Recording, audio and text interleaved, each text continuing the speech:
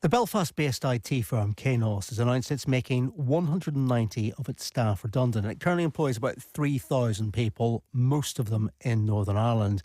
And the company had recently warned shareholders that sales were likely to be below expectations as a result of a tougher trading environment. Let's speak to Professor Kevin Curran, a technology expert at Ulster University. Morning to you, Kevin.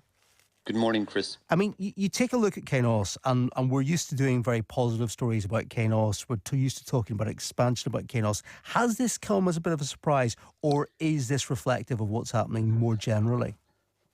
It's not so much of a surprise given that they've seen a drop in revenue, actually, especially in the healthcare sector, a drop of 30% actually in their last reports, even though they're quite profitable. And Kainos are an excellent, Northern Ireland founded company, again, been around for 40 years, one of our bigger employers in the IT sector, of course, and that they've won many awards for being excellent employees. And they were a faithful employer of students from Ulster and Queens as well. But unfortunately, they've seen this coming to some degree because post-pandemic, the investment into the healthcare sector has dropped again. So 30% drop in the healthcare sector is quite significant for Kainos, even though it seems that they're eyeing up contracts in Canada again, which could come around because Canada is quite behind the UK in investment into the healthcare sector again. So that is one of the main reasons that they're seeing a drop really here in employees.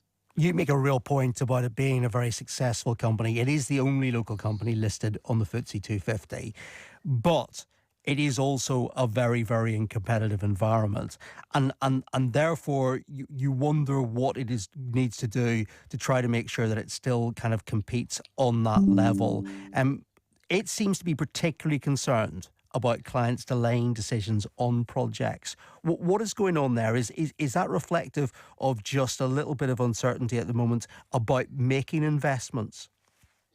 Yes, indeed. Again, that they were heavily involved in the NHS England app, actually, and other ones as well. But also, I mean, they do a lot of projects as well, especially digital transformation projects. Again, like we've seen in the healthcare as well. But they're also heavily invested into this company called Workday, again in the United States again, and a lot of their products again are around supporting this particular product as well. And ultimately, the product really is to do with human resources, really, and integrating with financial products as well, and making it easier for small to medium-sized companies again to control their payroll and then to train employees and to do all the tedious work involved with HR.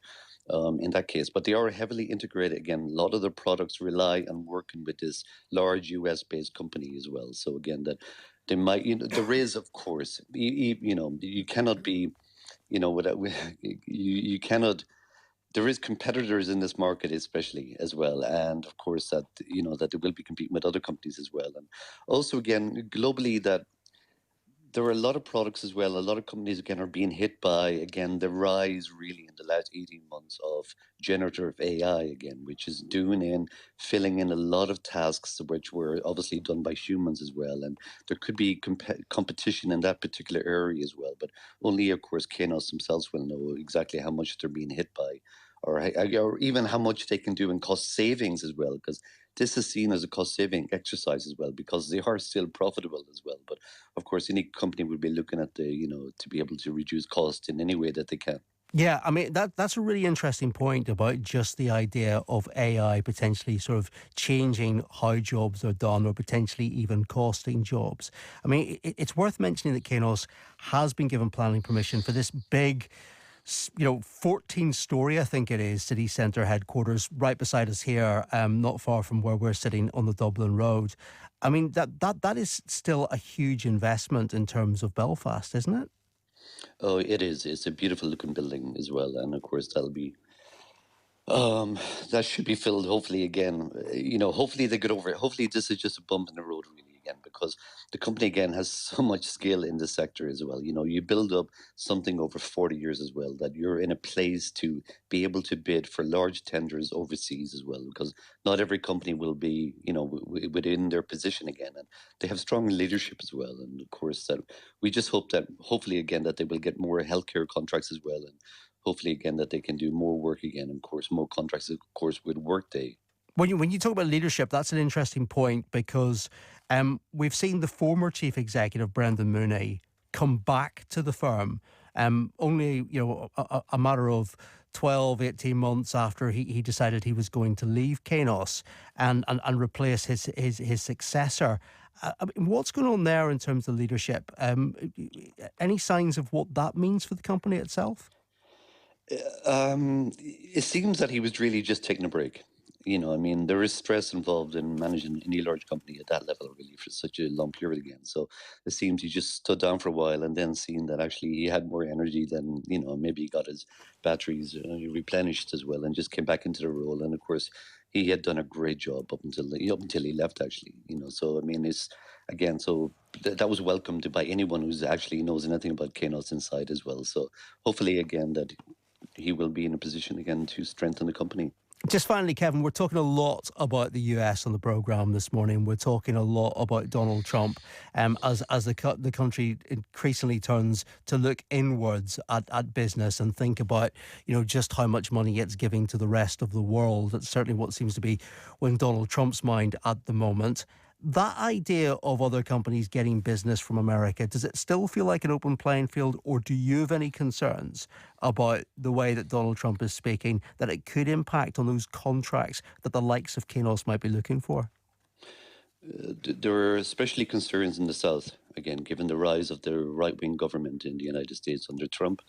Again, where the South is seen as quite liberal, actually, and left leaning. And of course, the politicians were quite critical of Donald Trump in previous years, again, and giving him lukewarm reception into the White House as well. And of course, Trump himself is trying to bring back a lot of the jobs from overseas. Again, he doesn't like the tax setup that was in Ireland and other countries as well. And again, that can have huge implications for the South. Not to mention, again, that, of course, in the United States, again, they're very supportive of Israel going forward. They see that there's a lot of pro Palestinian sentiment in the South. And again, that works against the current administration in the United States again.